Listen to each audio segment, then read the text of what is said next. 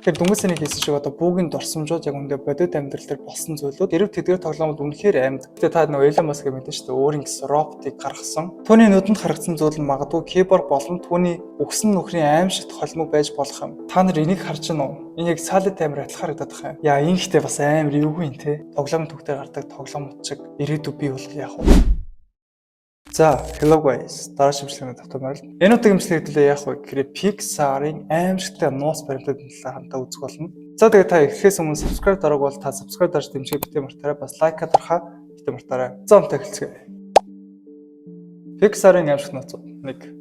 Toy Story цувралол Pixar студийн эхлэлийг тавьсан алдартай бүтээл юм. Мөн батраагаар ажиллаад тоглоом тоглоошоо энэ кино өнөөдөрч бидний амьдралд үргэлжилсээр байна. Гаднаасаа хүүхэд тоглоом хоёрын дотны холбоог харуулсан гимбүү кино мэт харагдахч эм бүхнийг өөр өнцгөөс харуул огт өөр утга илэрч магадгүй. За бүгдээрээ Toy Story гэдэг бол Google киног бол мэдэх байх. Тэгээ би багтаа бол нэлээд үзчихсэн. Энди хүү болон түүний дуртай тоглоомуудын нөхөрлөл сэтгэл хөдлөм санагдавч үүний цаана нэгэн харанхуй нууц нуудаж байж мэднэ. За тэгэхээр нэг нууц гараад ирсэн шүү. Toy Story-ийн тоглоомууд хүний гарт хүнд хэцүү амьдрал туулдаг. Тэд зарц мэт амьдрах бөгөөд өөрсдийн жинхэнэ зан чанарыг нууж эзэндээ үйлчилж бүр тэмдэглэгээтэй байдаг. Toy Story-ийн хүүхдэд кино харах юм бол мэдээж нөгөө тоглоомууд нь үнэхээр хүний гарт яалтчгүй бүр үнэхээр зовдөг. Тэгээд тэр нь эзнийхээ төлөө бүр нэг амиа хайхралгүй юм ихэд хүүхдэд кино гардаг штэ. Энэ нэхэндээ инээдтэй сонсогдох боловч хэрэг тэдгээр тоглоомууд үнэхээр амьд бүр өндөр хөгжсөн хэмэл оюун ухаантай машин байвал яах вэ? Теорийн дагуу Pixar-ын ертөнцийн ямар ч өчүүхэн зан чанар илэрхийлсэн ч эд зүйлс нь амьд байх боломжтой. Машинуудаас өөр амьд зүйлсгүй Cars-ын ертөнц бол үнэндээ Toy Story-ийн ухаантай тоглоомод тусаж дэлхийг эзэлсэг ирээдүй байж болох юм. Энэ мөн Wall-E-гийн үйл явдалтай холбоотой. Модуу хүмүүсийг дэлхийгээс хүн гаргасан нь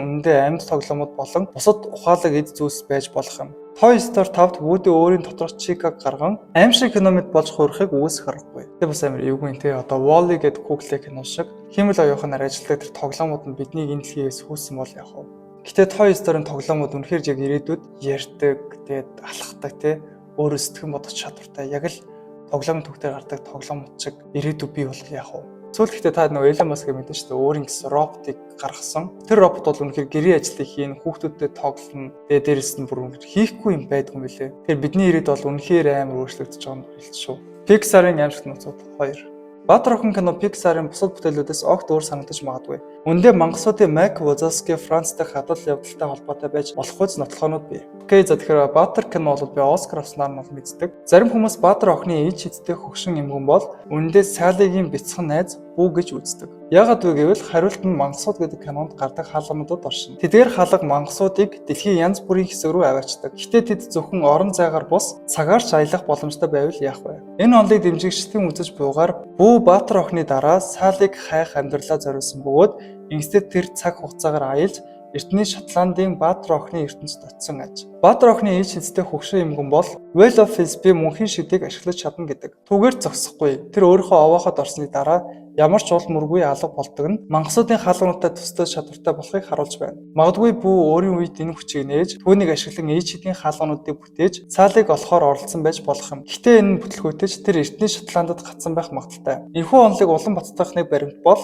ээж хидсэн эмгэний овооход цаалыг санагдуулам сэлбэртэй байдагтай холбоотой юм. Та нар энийг харж байна уу? Энэ яг Solid амар адилхан харагдаад байгаа юм. Яа, энэ ихтэй бас амар эвгүй юм те. Нэрэ Баатар кинонд ийм хөшөөс хийсэн гэхээр бас яа. Тэр энэхүү баримтыг үзэж байгаагаар ерөөдөө бүү болол тэр Баатар охины тэр эмгэн болж таарад өнгөрсөнд гацангуудлаа энэ зургийг зурсан байж болох уу? Та нар юу гэж бодож байна? Коммент дээр бичээрэй. Одоо хамгийн гонигтай хэсэг. Бүү одоо хөгшөрсөн бөгөөд бүх насаараа оролцсон ч хизээч өөрийн хийти буюу Solid-тай дахин уулзах чадахгүй болсон. Pixar-ын аимшигт нууцуд 3. Monsters кино аимшигтай онолуудаар үргэлж гайхшуулсаар байдаг. Өмнө дурсан хаалганууд орон зайгаар төдөөгүй цаг хугацаар аялж чаддаг гэх онол нь мангасууд яагаад хүүхдүүдээс хөтлөө айдаг шалтгааныг тайлбарлаж магадгүй. Гэтэ мангасууд бол ялч хүүхдүүдээс нэлээд айдаг Google кинон дээр. Тэгээд тэднийг айлгаж чадахгүй бол өөрсдөө айдаг. Эхэндээ мангасууд хүний ертөнцийн гадны нянгаас болж устдахгүй гэсэн дэлхийн дайнтай төстөө айцтай мэт харагдана. Гэтэ Sally Mac 2 хүүхдэд харьцсан ч ямар ч өвчин тусахгүй байгаа нь энэ онолыг үгүйсгэж байна. Гэтэ мангасуудын айцыг шууд утгагүй гэж үзэх хэрэггүй. Тэгэхээр нэг юм байна да. Хэрв хаалганууд цаг хугацаар аялах чадвартай бол хизээ нэгэн цагт нэг эсвэл хэд хэдэн мангас аялах даалгавраар 14-р зуун руу очисон байх магадaltaй. Тэд 1348 оны Европ руу очиж хар тахлаар халдварласан хин нэгний өрөөнд орсон бол яах вэ? Бүр тахлаар өссөн хүмүүсийн цогц дүүрэн өрөөнд орсон байж болох юм. Гэтэ хаалганд үнэхээр цаг хугацаар аялдаг бол тэд нэрээ дэлхийн дайнд очиод тахлын үед очиод тахал аваад дээд нөгөө хүмүүсийн нян гэж одоо айдаг байсан бол яах вэ? Бас эвгүй те. Гэтэ энэ бас амар хэвчлээ те бүр яга байж болохгүй гэж. Хэрвээ мангасууд энэ халдварт өртсөн бол өсрөхөг бийтэж гэсэн айх нь аргагүй. Хар тахал гэдэг бол аврах том цэрүүч яар, аимшигтай өвдөлт, халууралт, суулгалт, эцэст нь үхэл дагуулдаг. Ийм эрсдэлтэй байхад тэд ягаад эрчим хүч цуглуулах өөр арга хайгаагүй юм бол гэж бодогдох бодол байна. Гэтэ хүмүүс бид нар ч одоо сүүлгүй шүү дээ те. Тэгэхээр бас мэдэх боломжгүй. Гэтэ надад бол энэ онол бүр үнэхээр байж болох шиг санагдаж байна. Ягаад вэ гэхээр цаг хугацаагаар үнэхээр аялдаг бол тэр хал үнэхээр цаг хугацаагаар аялдаг бол дэлхийн дайнд очоод тэгээд нянгаар өвдөд тэгээд хүмүүсийн ертөнцийн зүйл ерөөдөө гар хүрээ сайсан байж болох юм. Pixar-ын аимшигт нууцуд 4. Заримдаа харагдахгүй зүйл нь илэрхийлэгдсэн зүйлээс илүү аимшигтай байдаг.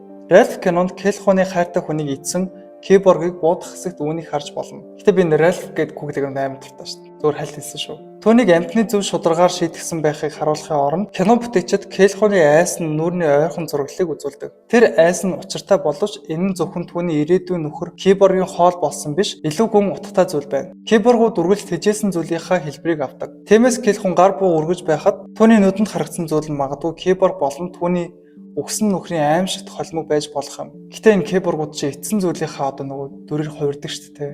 Тэгэхээр тэр эмэгтэйг нөхрийг эзсэн гэхээр одоо царай нь нөхрийнхөө царайгаар хувирсан гэсэн үг шүү дээ. Тэгэхээр Ральфтер гардаг тэр эмэгтэй яг үндэ нөхрийнхөө нүүрлөө буудуулсан гэсэн үг. Бүр буутсан гэсэн үг.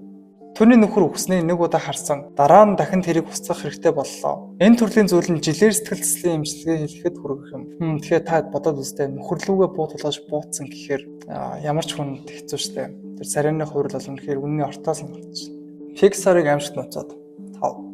Мангасууд кино илүү харанхуй аимштай газар руу орж чадахгүй гэж бодсон ч хамгийн сэтгэл түгшээсэн онол үүний дараа гарч ирнэ. Харсан нь ерөөдөө хичнээн аз жаргалтай аимшигтай амьтдаагаа хөгжилтэй өнгөрүүлж байгаа мэт харагддагч бүгэн амьдрал өөрөөр байсан бол яах вэ? Энэ кинонд Monstropolis бол үнэхээр оршихгүй газар байж болох уу? Эсвэл түүний оршин суугчид ч гэсэн бодит байгаагүй юу? Мангасууд киноны үйл явдлууд зөвхөн бүгэн тархинд үлдсэн гацсан дурсамж байж болох уу? Бүгэн гэр бүлийг нь харах үзэл бодлоос авч үзвэл Бүүг хэдэн өдрийн турш алга болсон ч дараа нь шөнийн цагт түүний өрөөнд орж ирсэн. Том устай амтан болоо хачин хүний тухай ярьж түүнийг айлах гэж оролдож тэгээд түүнийг танихгүй газруудад авч явсан гэж ярьж байсан баг. Сайлын үнэхээр шөнө орой хүүхдүүдийг хулгайлах зорилготой үстэй хачин амтан байсан уу? Магадгүй тэр хүүх болон ягаан цамц өмсдөг байсан бол яах вэ? Энэ аялал дээр юу болсон тодорхойгүй ч магадгүй бүү Стокгольмын синдромоор өвчлж түүнийг хулгайлсан хүнийг хайрлах болсон байна. Эсвэл түүний тарих аимшигтай дурсамжуудыг дарагдуулж оролцсон аимшигтай хүмүүсийн хайр татам өнгөлөг дөрүүд болгон хувирсан байх. Энэ бүхэн зүгээр л энэ бүхний даван тул харга байсан. Ямар ч юм бол нэг муухай онол бөгөөд мангасууд киног дахиж хэвэн хүлээж авч чадахгүй болох юм. Тэгэхээр дүнгийн хийсэн шиг одоо бүгэн дурсамжууд яг үндэ бодит амьдрал дээр болсон зүйлүүд бүх тогтоо ингээ хулгайлагдчихсан тэр бодит байдлаас болоод тэр аимшигтай дурсамжтайгаа бүр илэрч чадхаа болоод зүгээр ингээд гоё болцсуулахгүй л ингээ мангасуудыг тархиндаа ингээ бий болгож ирсэн бол яг уу. Бас эвгүй юм те. За тэгээд энэ удаагийн дугаар маань өөр өндөрлөж байна. Хэрвээ тань таалагдсан бол лайк дараа subscribe дарахаа битэн мартаарай. За тэгээд part 2-ыг хэрвээ таалагдсан бол мэдээж хийх болно. Та хэрвээ part 2-ыг үзэх хүсвэл comments дээр бичээрэй. За тэгээд дараагийн контентоор уулзъя.